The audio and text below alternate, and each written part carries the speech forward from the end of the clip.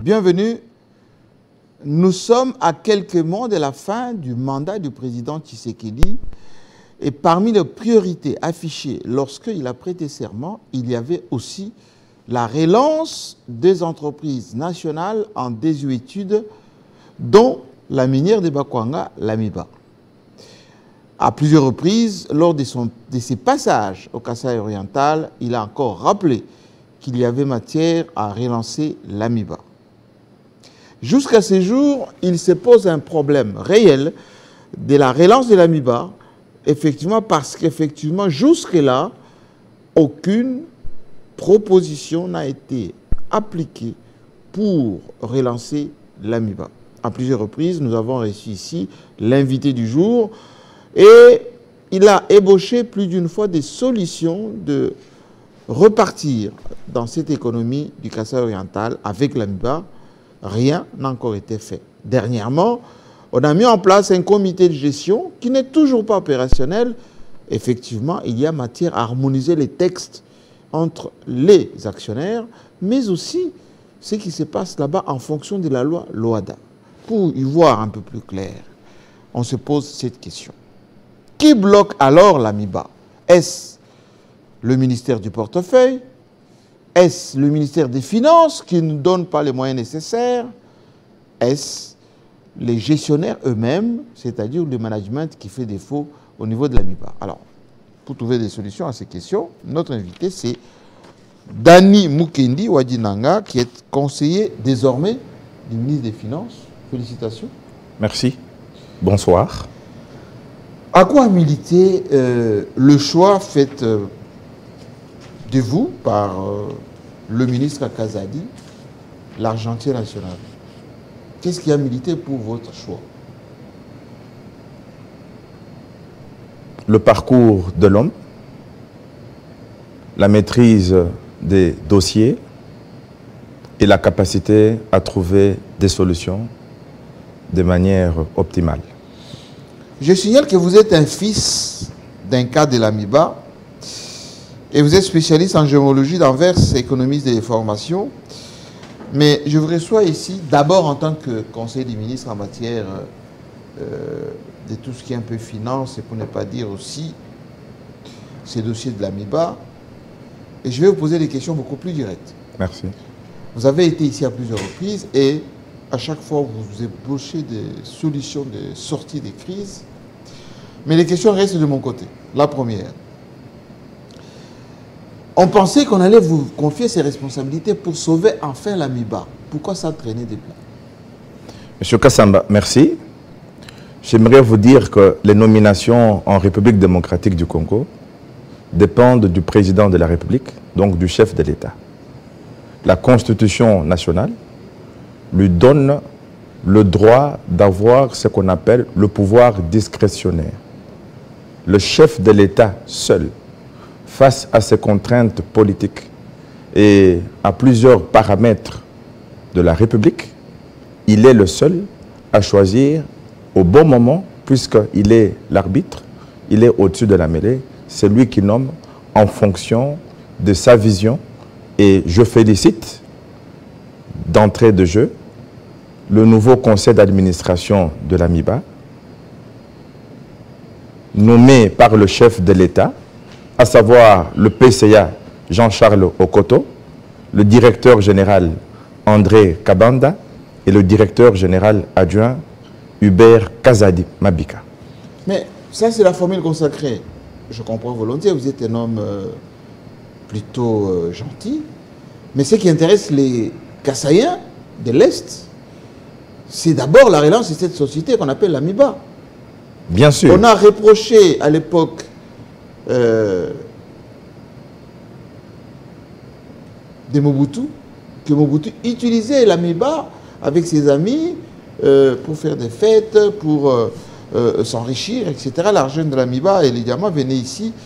Certains partaient les vendre à Londres et à Bruxelles. On reprochait à Mouzé, Laurent Désiré Kabila, une fois arrivé, que l'Amiba a servi effectivement d'encourager ou plutôt de soutenir la guerre avec les Zimbabwéens, etc. On a dit que Joseph Kabila, pendant les 18 ans, n'a pas donné tout ce qu'il fallait à l'AMIBA pour relancer l'AMIBA. Mais il y a 4 ans qu'il y a un fils kassaïen qui est au pouvoir. Qu'est-ce qui bloque que l'AMIBA soit relancée? D'abord, pour commencer, le chef de l'État est asexué. Il est le chef de l'État de tous les Congolais. Il n'est pas le chef de l'État des... chez lui. Il n'est pas le chef de l'État des Kassaïens. C'est chez lui. C'est une correction importante à faire. Chez le chef de l'État, c'est en République démocratique du Congo et ce n'est pas au Kasaï. Il est le chef de l'État de tous les Congolais et devrait avoir un traitement pour la République et non pour le Kasaï en particulier. On est d'accord. Premier point. C'est chez lui. Oui. Et il a dit lui-même, oui. Je veux relancer l'AMIBA. Oui. L'AMIBA, vous l'avez dit ici avec moi, c'est l'argent qu'il faut donner, c'est le management qu'il faut changer, c'est aussi renvoyer à la retraite les gens qui ne travaillent plus. Oui. Qui ont presque spolié le patrimoine de l'AMIBA. Figurez-vous que nous sommes dans la République démocratique du Congo où il y a un état de droit. C'est l'État. Le chef de l'État a des prérogatives, il ne fait pas tout. Il y a une structure, une hiérarchie de l'État qui existe. Alors, le chef de l'État a la ferme volonté de relancer l'AMIBA et a posé un ensemble d'actions que je vais énumérer ici pour soutenir, appuyer cette relance de l'AMIBA qui se fait attendre. Alors, la question qu'il faudrait poser, pourquoi est-ce que, en dépit de la volonté du chef de l'État, que des choses avancent, que l'AMIBA se relève, qu'est-ce qui empêche et qu'est-ce qui bloque? C'est ça que je vais tenter d'expliquer. Alors, expliquez-nous. Expliquez-nous. Parce que les fils MIBA que vous êtes, oui. Vous devez être nostalgique de la situation qui prévoit aujourd'hui en Bujumaï. 2. Les Kassaïs qui fuient chez vous, qui vont au Katanga, l'exode rural. Bon. 3. L'enclavement du Kassaï. Parce que si l'AMIBA est opérationnel, l'aéroport de Bipemba est fonctionnel parce qu'il faut évacuer ses diamants, etc. Tout ceci bloque parce que l'AMIBA ne fonctionne pas. La GECAMINE a été relancée. Et regardez comment les Katangais s'enjaillent, comme disent les Ivoiriens. Mais au Kassaï, l'AMIBA, rien. L'autre Singami, enfin Singami, ça s'appelle Sassim. Sassim, pardon. Presque en ballottage. C'est la faute au Kassaïen, dont vous-même. Monsieur Kassamba, je vais me lancer dans le vif du sujet. Je vous en prie. À l'époque de Mzé Laurent Désiré Kabila, il y a eu un programme de relance pour accroître la production de diamants à l'AMIBA. À cette époque, on a parlé des nouvelles laveries kimberlétiques. NLK 1, NLK 2. Des millions de dollars ont été dépensés. Investis. Dépensés, par investis. Mouzé. À l'époque de Mouzé, l'argent était confié effectivement à l'AMIBA. Le résultat a été négatif, néant. À l'époque de Mouzé, nous pouvons compter pour les 2 opérations, les 2 tentatives, 19 millions et 21 millions. Le résultat a été négatif. Vient l'époque du président honoraire, M. Kabila Joseph, avec M. Dan Gettler, aussi 15 millions. En ce moment-là, on a acheté une dragline et le résultat a été également négatif. Plus tard, l'AMIBA a reçu toujours de la part de M. Kabila 10 millions et 10 millions pour la certification 20 millions et pour tenter... À l'époque de Mabunda comme ministre des portefeuilles. Tout à fait, Mme Janine Mabunda. Oui. Pour tenter une relance, le résultat a de nouveau été négatif. Plus tard, je pense avec le directeur général Albert Moukina, qui a pu avoir un crédit auprès de la GECAMINE, encore 5 millions de dollars, les résultats négatifs, puisque l'AMIBA n'a toujours pas réussi à produire des diamants à la hauteur de ce qu'on espère. Moi-même, lors de la crise financière de 2008, j'ai facilité à l'AMIBA un crédit de 2 millions de dollars. Son Excellence, le président de la République et chef de l'État, M. Félix Antoine Tshisekedi Tshilombo, en entrant, a mis en place un comité de gestion avec un conseil d'administration, tous intérimaires. 5 millions de dollars avaient été mis à la disposition de ce comité. C'est les gouffres, l'AMIBA? Non, vous connaissez les résultats. Sur 5 millions d'investis, ils n'ont plus produire que 800 000, c'est encore une calamité. Bien sûr. Je continue. Mais le chef de l'État a mieux fait. Chaque mois, depuis que le chef de l'État est au pouvoir, par le truchement du ministère des Finances, l'AMIBA reçoit 1 million de dollars chaque mois. Pardon? 1 million de dollars chaque mois. Par Nicolas Kazadi. Bien sûr. Mais Nicolas Kazadi, ce n'est pas celui qui est présenté comme celui qui bloque, qui Il ne veut pas... Il ne peut pas bloquer l'AMIBA. À la disposition de l'AMIBA parce que ce n'est pas sa priorité. Il ne peut pas bloquer l'AMIBA et laissez-moi continuer mon explication. Je vous en prie. Et donc, 1 million de dollars par mois et le mandat arrive à la fin. Disons ceci. 5 ans représentent un mandat présidentiel. Et 5 ans représentent 60 mois. Si nous faisons de l'arithmétique simple, 60 millions de dollars. Ça va faire l'État met à la disposition de l'AMIBA au moins pour ce mandat 60 millions de dollars. C'est-à-dire effectivement quoi? La première responsabilité. Lorsque le management n'est pas éclairé, il y a un problème. Qu'est-ce qu'on peut penser? Avec 1 million de dollars versés chaque mois, si le management était bon, il pouvait lever des fonds auprès d'une banque, auprès d'une institution financière, au moins 60 millions, s'engager au moins pour un plan réaliste ou pour des choses concrètes, et avec le million que l'État, via le ministère des Finances, verse à l'AMIBA, pouvait commencer à rembourser les crédits et avancer. Et avec la production, rembourser les crédits. Malheureusement, oui. Malheureusement, depuis Mzé ou Joseph Kabila, encore aujourd'hui, nous avons malheureusement le constat triste de constater que le management à l'État a développé un système dont la vision est orientée vers le paiement de dettes et des dépenses qui ne sont pas des dépenses d'investissement. Vous savez, M. Kassamba, que une entreprise minière et industrielle comme l'AMIBA a besoin d'avoir un département ou une direction de géologie et de certification de réserves minières qui lui permet en avance pour que l'exploitation suive. Mais comment voudriez-vous que l'AMIBA s'engage dans une exploitation sans certification des réserves et sans avoir la certitude du lieu où on va exploiter? Je vous coupe et je permets à ceux qui nous suivent de s'imprégner de vous.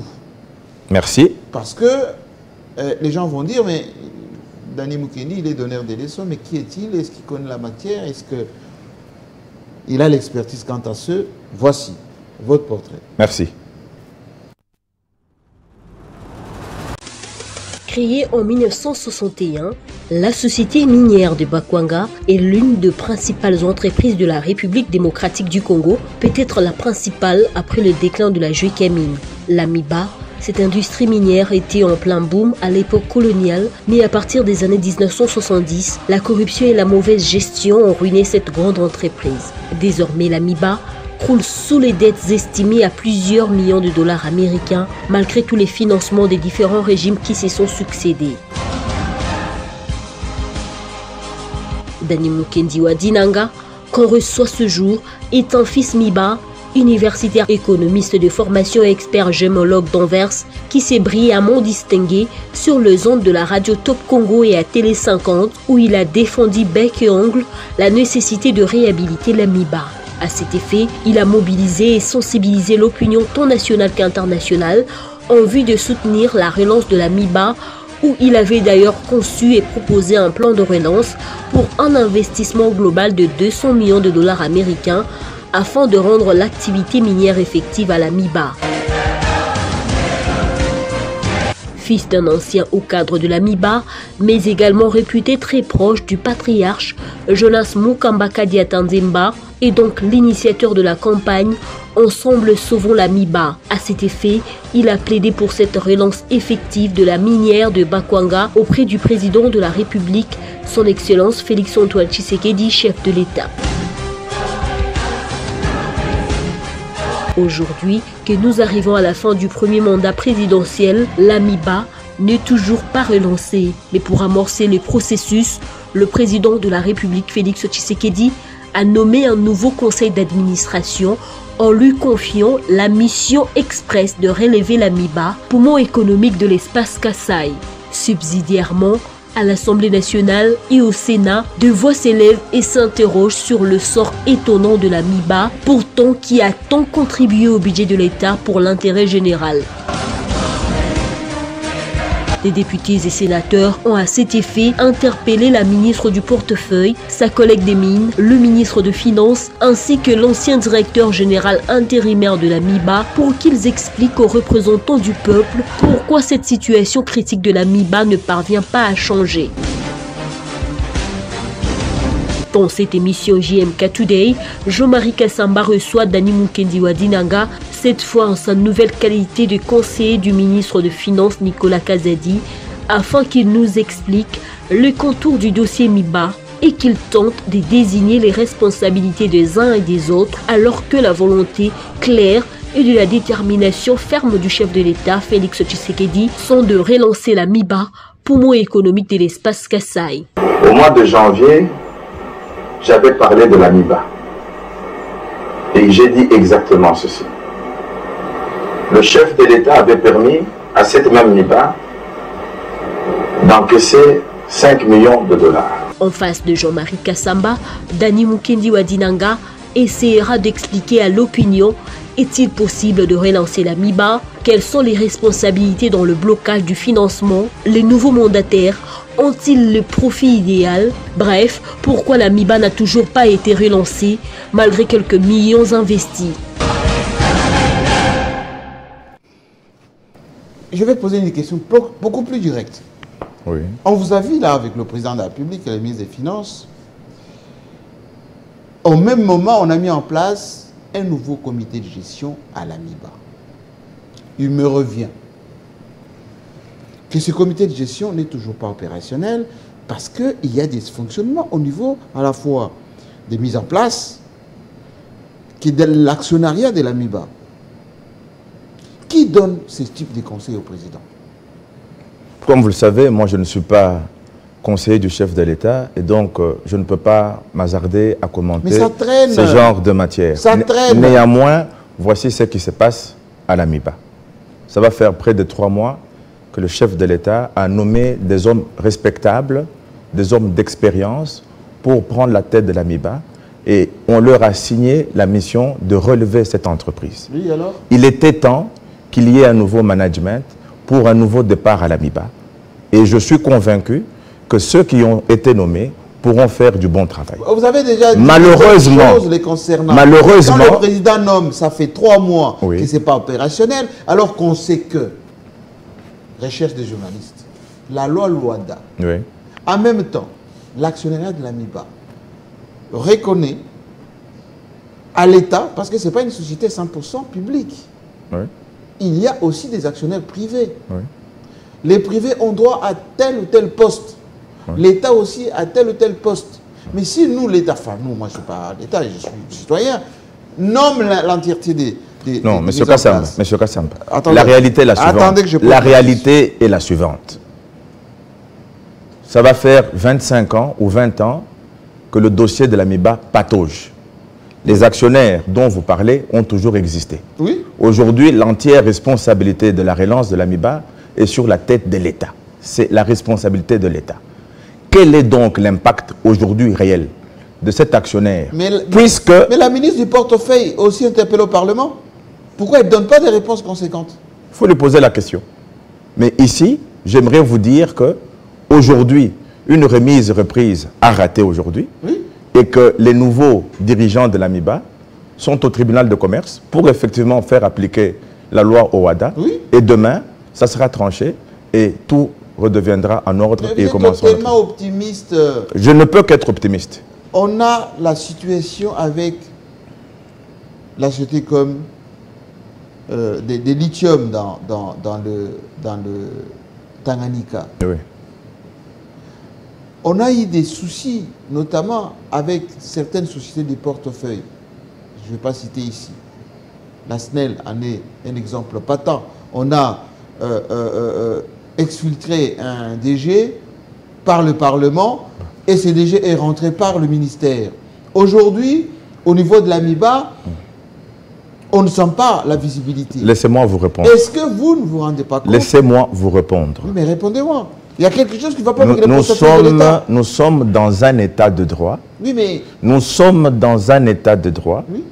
Et qui veut dire état de droit, permet aux actionnaires, aux individus, déposer des actions en justice lorsqu'ils estiment que certains faits sont contestables. C'est cela l'état de droit, oui. C'est cela la rupture qui voulait être établie. Il faut anticiper au moment des mises en place.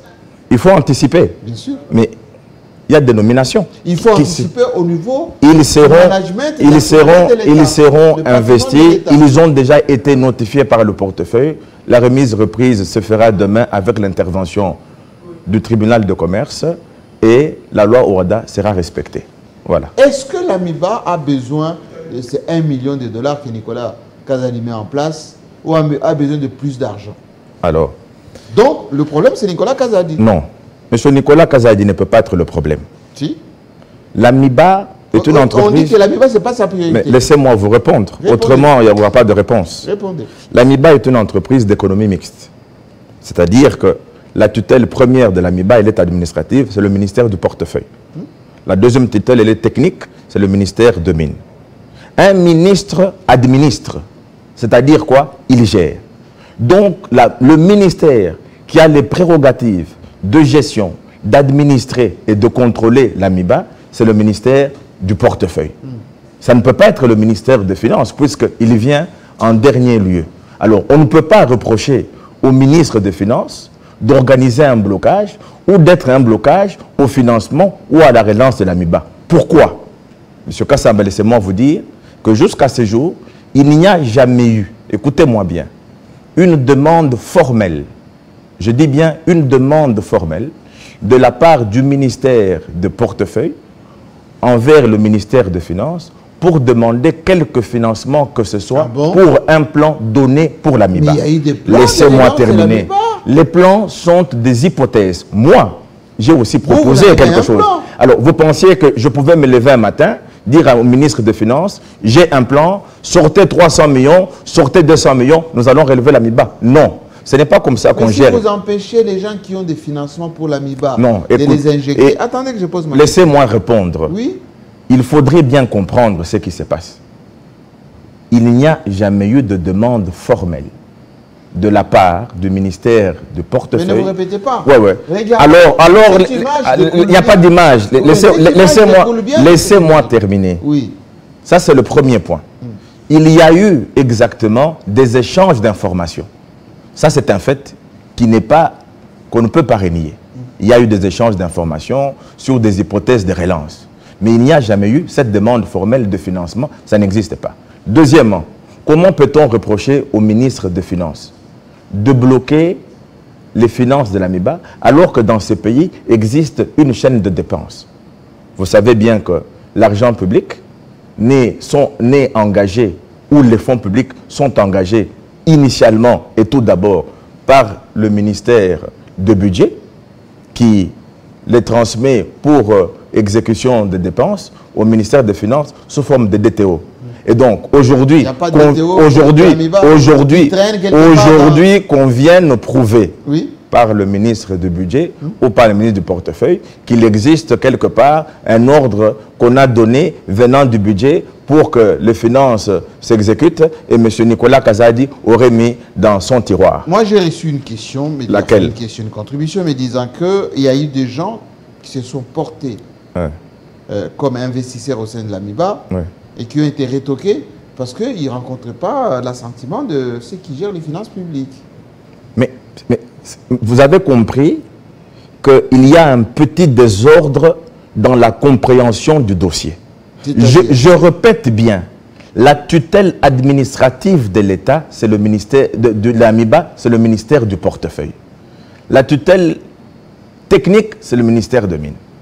Et le ministère des Finances ne pourrait qu'intervenir en appui. Alors vous ou les autres, prouvez-moi quand est-ce qu'il y a eu du ministère du budget un ordre pour financer l'AMIBA qui n'a pas été exécuté aux finances ou une demande formelle du ministère du portefeuille. Donc, on ne peut pas accuser M. Nicolas Kazadi, qui est l'argentier de la République, qui doit s'assurer que l'argent du contribuable congolais ne sort pas pour des aventures et sort exactement pour un investissement rentable. Dani Mukengi, oui. Nicolas Kazadi, il est bien ministre des Finances de la République, mais il est aussi politicien. Il est aussi des Miabi, du Kassai. Oui. Le président a levé les options de relancer la MIBA pour alléger aussi la situation de ses compatriotes, congolais au sens large et Kassaïens en particulier. Qu'est-ce qui a empêché au Conseil des ministres de traiter cette question de la MIBA pour à la fois instruire le ministre du budget pour que ça soit fait, le ministre du portefeuille pour qu'elle puisse, c'est une dame, s'en occuper sérieusement, et enfin pour qu'on puisse débloquer au lieu de 1 million par mois suffisamment de moyens pour que la MIBA soit relancée. Parce que là vous vous jetez la balle d'une manière subtile, mais en réalité, qui perd? Non, personne. Qui perd? C'est les Kassaïens, c'est les Congolais. Une entreprise minière comme la MIBA, je vais me répéter, a absolument besoin de la certification de ses réserves. Le ministère des Mines a un contrat avec l'entreprise Excalibur pour la cartographie géologique de la RDC. Donc, même le dossier de la certification de réserve à la MIBA est pour l'instant... en stand-by? Non. En attente, puisque il faut que les opérations d'identification, de certification des minéraux se terminent.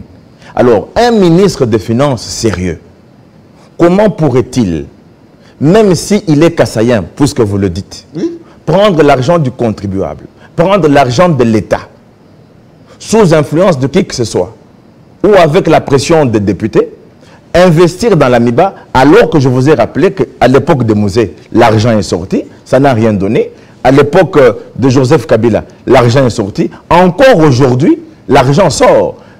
Donner 1 million de dollars chaque mois à la MIBA, ce n'est pas rien. C'est l'argent du contribuable. Les 5 millions qu'on avait donnés, c'est l'argent du contribuable. Aujourd'hui, par exemple, dans un programme au ministère des Finances, le ministère des Finances s'est engagé à verser 3 millions de dollars à la société Hydroforce pour refaire la centrale hydroélectrique de Loubilange. Alors, pourquoi ces 3 millions, tout cela constitue un ensemble de décaissements de l'argent de l'État. Alors, quand on fait la sommation, qu'est-ce qu'on peut se rendre compte? L'État aura dépensé presque 100 millions, sinon plus pour la MIBA, mais le blocage réside dans le management de la MIBA, qui n'est pas un management éclairé. Alors voyons maintenant le management. Vous êtes fils MIBA et que à chaque fois on dit management, mais en réalité, beaucoup d'ingénieurs ont fui, ils sont en Afrique du Sud, certains étaient partis au Katanga, et que les retraités qui sont là-bas, qui nous suivent en ce moment d'ailleurs, se plaignent que leurs droits n'ont pas été payés jusque-là. Le patrimoine de la MIBA spolié, ceux qui habitent ne travaillent même pas à la MIBA. Pourquoi, M. Dinanga, aujourd'hui vous êtes avec le ministre Kazadi? On ne peut pas faire un plan social à la MIBA comme on en a fait à la GECAMIN. Parce que là-bas ça marche, on est bien au Congo. Alors, M. Kassamba, c'est simple. Pourquoi on ne fait pas ces plans sociaux pour désintéresser les gens qui ont déjà donné le meilleur eux-mêmes, rentabiliser le patrimoine Kassamba, et avancer? C'est simple. Oui. Le chef de l'État a nommé un nouveau conseil d'administration.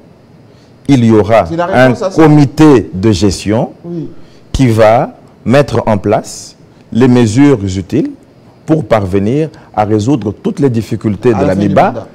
Mais, pardon? À la fin du mandat du président. Mais des choses ont été faites. Quelle est la position de la MIBA aujourd'hui? La position, c'est-à-dire? La production. La production? Oui. Elle est quasiment nulle. Mais est-ce qu'on a... Ça veut dire que le bilan en 5 ans pour Félix Tshisekedi à la MIBA, c'est 0 production. Mais Félix Tshisekedi, chef de l'État, avec l'expression de mes hommages les plus déférents, il n'est pas directeur de la MIBA. Mais voilà pourquoi... De la RDC, s'il a la production exponentielle au là-bas, et là, chapeau à Fifi Masuka, s'il a la production exponentielle dans nos mines du côté du Tanganyika, parce que il y a aussi des mines de l'or, par exemple. Oui. Là-bas, à l'Est, on a commencé maintenant à vendre aux Émiratis, au Qatar, et ça produit de l'argent. Mais production zéro à l'Amiba. Monsieur Kassamba, c'est un problème de management. Oui, mais l'équipe peut changer. Et il a changé de management. Il a changé. Mais qui ne sont pas opérationnels encore. Ils vont. Ils auront leur fonction en effectivité. Ils vont commencer à travailler. Ce sont des hommes respectables qui ont d'ailleurs de l'expérience. Commençons par M.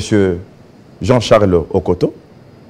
C'est un ancien vice-gouverneur du Kasaï oriental, ancien gouverneur du Kasaï oriental. Des musées. Oui, mais c'est son parcours.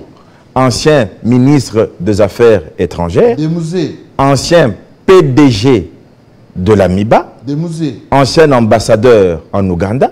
De Joseph Kabila. Ancien ambassadeur en Chine.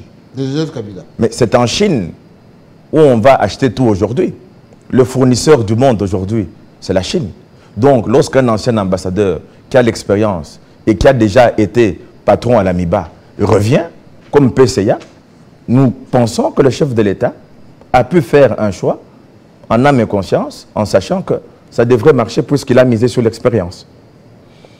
Il y a M. Jacques Mouloumba qui est à Paris qui vous pose cette question. Quelle est la responsabilité des députés nationaux dans ces dossiers de l'Amiba? Alors, moi j'aimerais, avec le plus grand respect, oui, lancer un message aux députés du Kasaï oriental. Oui.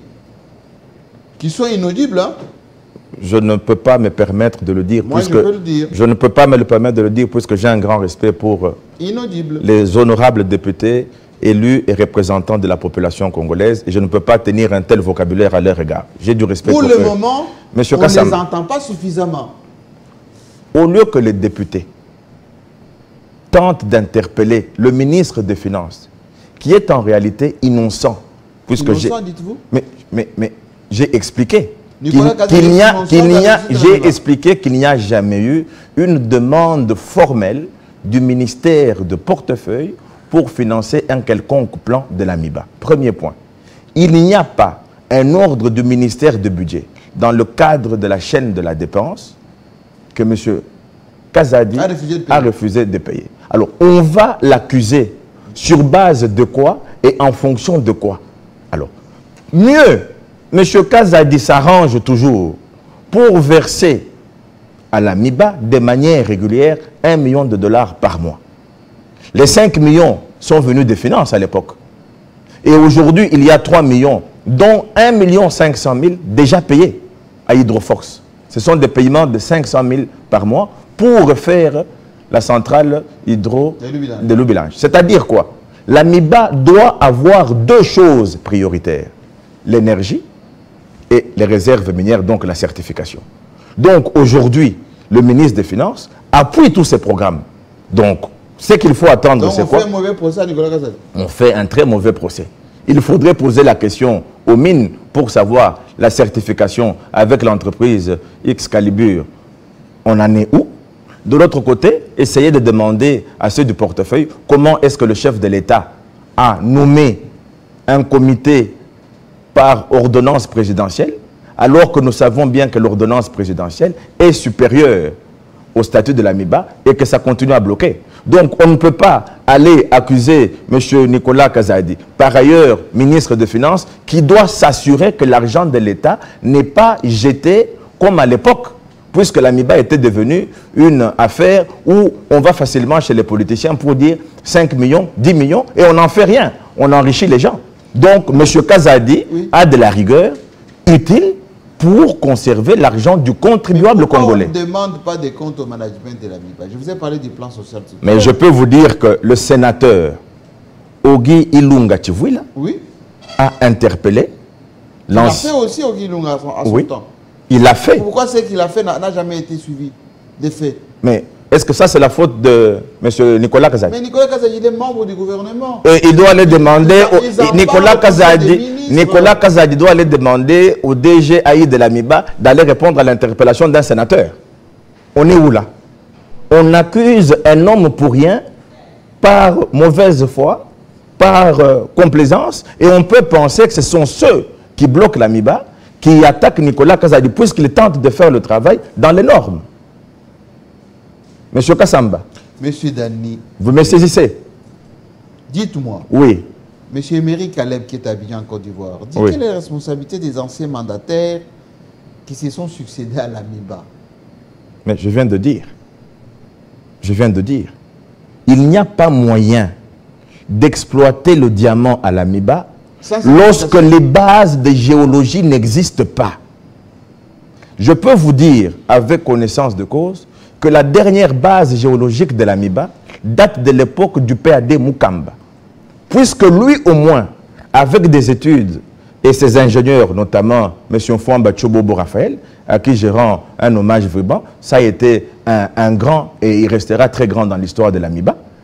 Alors, eux avaient prévu d'exploiter ce qu'on appelle aujourd'hui Sassim, qui s'est appelé à un moment donné Sengamine. Ils avaient prévu d'exploiter cela dans leur recherche géologique. Ils avaient tout fait pour qu'en 1999, qu'ils commencent l'exploitation là-bas. Malheureusement, nous savons quelle a été la décision de l'AFDEL. Ce jugement a été confisqué dans des conditions inexplicables à l'AMIBA. Mais c'est le jugement qui produit?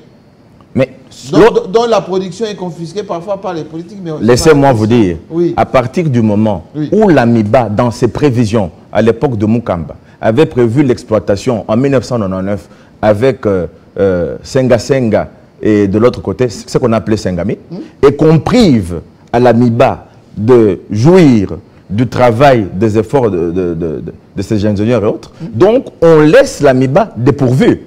Or, si l'AMIBA reste dépourvu, qu'est-ce qu'il faudrait faire? Il faudrait recommencer un travail de certification qui n'est pas complètement fait et qui se doit d'être fait.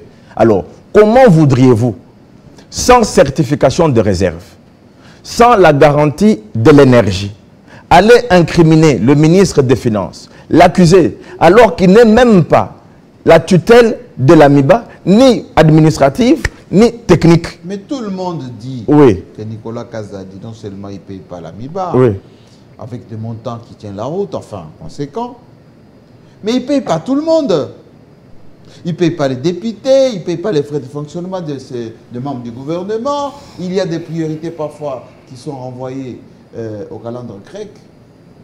Ici, dans le même fauteuil, il m'avait dit, moi je regarde les disponibilités, les propriétés de l'État parce que nous sommes en urgence permanente. Question maintenant. Vous êtes conseiller désormais de Nicolas Kazadi. Vous êtes entre le président là, Nicolas Kazadi. Oui. Quel est votre plan de financement de l'AMIBA avec la certification d'une part, le renforcement du management d'autre part? Bon. À court terme, si jamais Félix Tshisekedi a un deuxième mandat, qu'est-ce que vous allez faire? Puisque le chef de l'État a mis en place une nouvelle structure qui doit gérer l'AMIBA. Oui. Nous sommes en contact permanent avec le directeur général, moi principalement, le ministre aussi. Nous travaillons sur la question de l'énergie, de renouvellement de l'outil de production. D'où vos 3 millions? D'où les 3 millions. Pour Lubilangi. Pour Lubilangi. Oui. C'est-à-dire qu'à partir du moment où cette équipe commence, il y aura déjà des orientations de qualité et des décisions nobles pour permettre à l'entreprise de repartir sur de bonnes bases, malheureusement. Et ça se voit. Ceux qui sont contre... C'est qui? Ceux qui sont contre bloquent. C'est qui ceux qui sont contre? On les cherchera. On finira par les trouver. Moi, je vais les trouver. Trouvez-les. Je vais les trouver, ceux qui sont contre. Parce que si vous êtes contre, en réalité, vous êtes contre le mandat de Félix Tshisekedi. Voilà. Vous êtes contre les Kassaïens. Je vous laisse la... Et vous êtes contre le développement de cette partie de la République. Revenons un petit peu. Oui, allez-y. Alors, c'était pour vous dire une fois de plus. Et je vais continuellement me répéter pour que ça passe une fois pour toutes et que ça passe bien. Ne défendez pas encore Nicolas Kazadi, vous avez déjà dit. Ce n'est pas défendre. Ne dites pas qu'il est innocent parce qu'il a quand même les finances publiques de l'État. Et qu'à un moment donné, il peut arbitrer, il peut augmenter les montants. Je suis d'accord. Oui. Je suis d'accord. Mais lorsqu'on a les finances publiques, ce n'est pas son argent propre. Ce n'est pas l'argent de sa famille. Il est là au nom de la confiance que le chef de l'État lui fait. il ne doit pas sortir de l'argent puisqu'il faut sortir. Il y a des priorités, M. Dinan. Les priorités, oui. Oui, relancer la MIBA est une priorité, mais pas n'importe comment. Ce qui est fait déjà aujourd'hui, verser 1 million, soulage au moins les difficultés des travailleurs en attendant que les bonnes solutions soient trouvées. Et ces solutions dépendent principalement de la certification. Si la certification ne donne rien, qu'est-ce qu'on fait? On attend les résultats de la certification. Quand le Belge Kokoyen, qui était ici géologue de son état, a dit que le patrimoine de la MIBA est tellement immense que jusque-là, on n'a exploité qu'à peine 10%. C'est possible. À peine. Mais ce que je voulais dire, c'est quoi? Aujourd'hui, M. Dani Dinanga, la MIBA, c'est la porte de sortie du développement au Kasaï. Si les finances publiques, si le portefeuille, si le budget national ne prévoit pas un plan de relance rapide, vous pensez qu'on peut désenclaver le Kasaï? Désenclaver le Kasaï est un plan qui dépend de plusieurs paramètres. Dont aussi la MIBA. La MIBA est une entreprise, c'est vrai, principale, oui, qui va contribuer effectivement à relancer l'activité économique dans le Kasaï. Mais désenclaver le Kasaï, ce sont les routes Kalambambouji qui sont en construction aujourd'hui. Boujima et Kanang en construction. L'aéroport qui est menacé entre les non, érosions. Il y a des travaux à l'aéroport. Les routes sont en exécution. On est en train de les construire. Oui. Tout évolue. Et il faudrait aussi savoir, monsieur, avec le climat tropical ou équatorial qu'il y a chez nous, oui, ce n'est pas toujours évident de construire pendant la saison de pluie.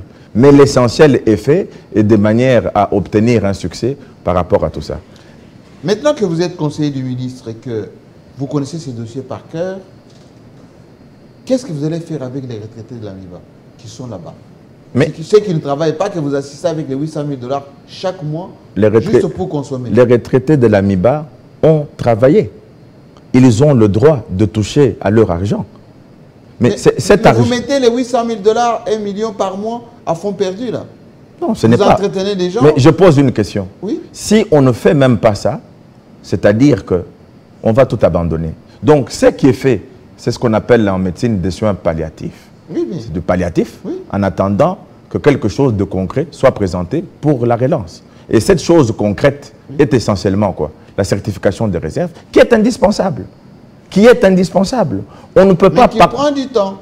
Mais le temps, s'il est nécessaire, on va attendre. Pourquoi ça va plus vite au Lualaba qu'au Kasaï? Peut-être qu'ils ont, eux, déjà des travaux de certification anticipatifs et l'exploitation sur la certification ou la géologie des prospections qui étaient déjà faits. Et entre-temps, la prospection, la géologie continue. Il faudrait que la géologie de la MIBA ait au moins 10 ans d'avance ou 20 ans d'avance sur l'exploitation.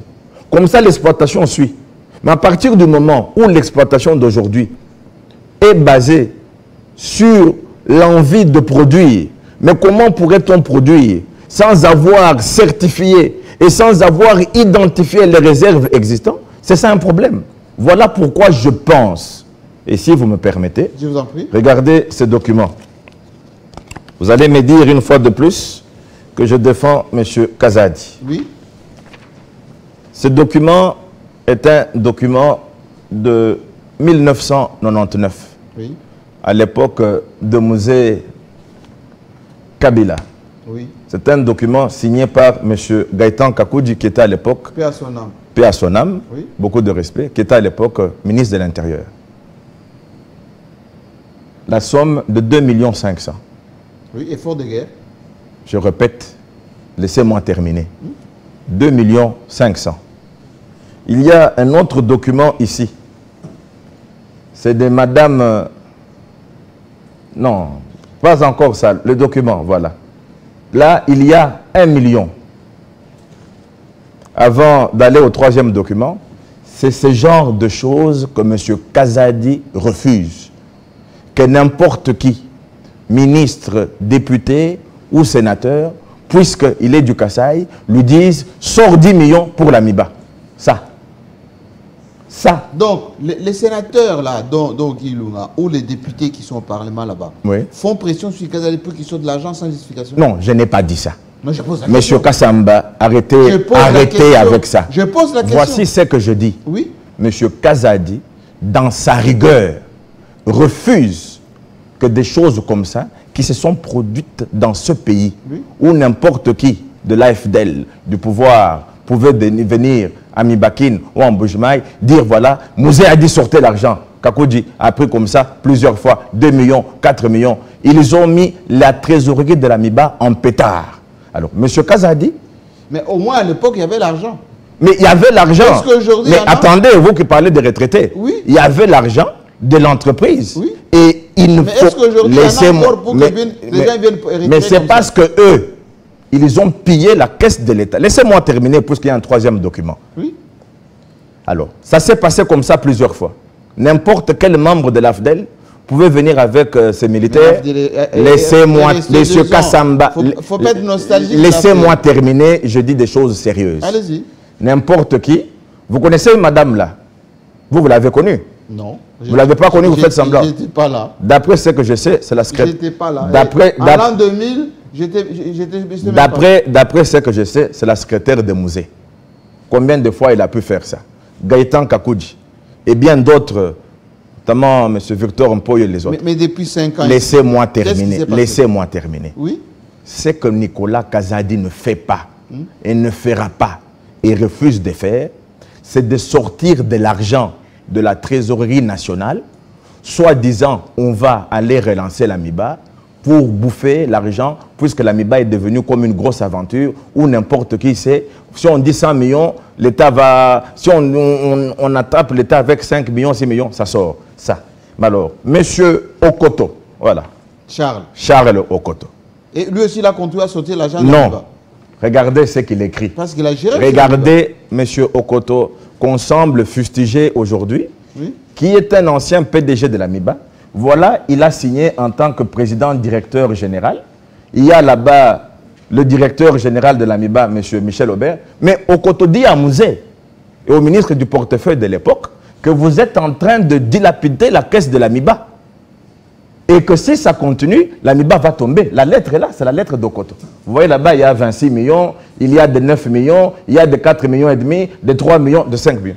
Donc, Okoto, on peut tout dire, il n'a pas fait que du mal, comme semble dire, puisque la lettre est là, dans laquelle il dit qu'il ne faut pas continuer, sinon la MIBA va s'arrêter. Alors, revenons au ministère des Finances, puisque M. Okoto, ici, n'écrit pas au ministère des Finances, il écrit au portefeuille sa tutelle. Mais il n'est toujours pas opérationnel au côté. Il n'est pas opérationnel. Nous espérons qu'ils prendront les pouvoirs. Premier point.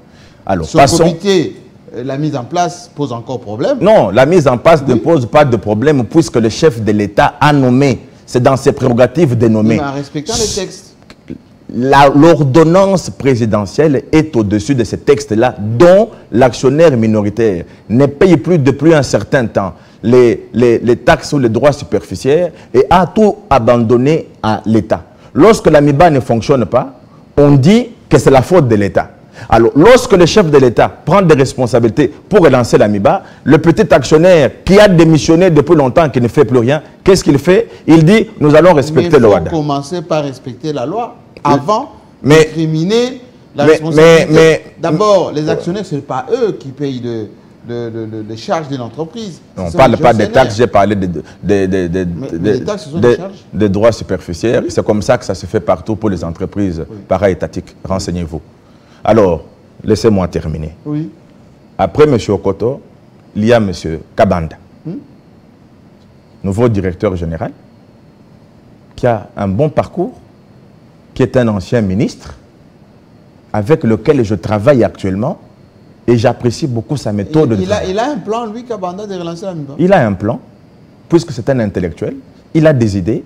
Il a commencé par l'énergie. Il va s'occuper de la certification, des approvisionnements, de l'exploitation.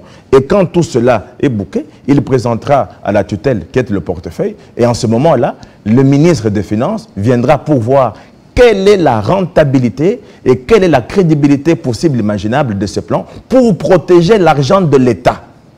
Un ministre des Finances ne met de l'argent que lorsque la rentabilité existe et est calculée avec des bases scientifiques certaines. Et ces bases, c'est quoi? Pour l'AMIBA, c'est la certification des réserves et c'est l'énergie. Alors, est-ce qu'on peut avoir... Laissez-moi terminer. Puisque nous avons parlé des compétences de M. Kabanda, oui, nous allons passer au DGA. C'est qui? M. Hubert Kazadi. Mais lui, là, je sais qu'il était à l'AMIBA, non? C'est l'ancien aussi directeur général de l'AMIBA. Oui. Ancien directeur général. Quand Joseph Kabila avait donné des 10 millions de dollars, il était déjà à l'AMIBA. Laissez-moi terminer. Ancien directeur général de l'AMIBA, oui, ancien directeur général de la SACIM, oui, doyen de la faculté de Polytechnique. Je connais. Okay. Donc, le chef de l'État, dans son choix, au-delà de nos petits intérêts égoïstes, on peut comprendre. On a un PCA qui est un ancien PDG. On a un DG qui est un homme de valeur et d'une grande intelligence et qui fait des choses avec méthode de résolution. Nous avons un DGA qui est un technicien de l'AMIBA depuis l'époque. Alors, mais si leur méthode avait, je sais pas pourquoi on doit les mettre en place. Pardon? Il a manqué dans ce pays des gens de notre esprit pour... Qui ça? Pour relancer l'AMIBA. Mais ils vont revenir aux gens qui ont montré la limite. Le chef de l'État a signé une ordonnance nommant des gens. Il a arbitré puisqu'il est au-dessus de la mêlée et nous soutenons cela. Ils vont passer au travail. Ils vont passer au travail. Oui. Nous allons les juger après leur travail. Ça sert à quoi de commencer à critiquer des gens alors qu'ils n'ont même pas encore commencé le travail? C'est comme ça qu'on critique M. Kazadi qui fait exactement son travail et on le critique pour rien. Pas de demande formelle de la part du portefeuille pour financer un plan de l'AMIBA, ça n'existe pas. Pas d'instruction du ministère de budget pour financer l'AMIBA, puisqu'on devrait alors... C'est la faute aux autres. Ce n'est pas la faute aux autres, mais nous devons dire... C'est toujours les boucs émissariats, non, ce n'est pas de ma faute, c'est les autres. Non. Mais maintenant, vous dites, il y a des gens qui veulent que Kazadi donne plus d'argent et ils vont passer derrière pour récupérer cet argent. Mais de quel droit des élus peuvent venir pomper l'argent de l'AMIBA? Monsieur Kassamba, avec quelle qualité? Monsieur Kassamba, si vous souhaitez m'opposer aux élus du Kasaï oriental, ça, vous allez rater ça aujourd'hui. Monsieur, moi, je n'ai pas parlé des élus dans ce sens-là. Je dis que ils interpellent à juste titre. Les élus font leur travail, ils sont étonnés et ils souhaitent le bien du Kasaï. Mais moi, je leur dis que celui que vous interpellez, à savoir M. Nicolas Kazadi, n'est pas celui qu'on devrait interpeller. Donc, principalement dans la chaîne d'interpellation.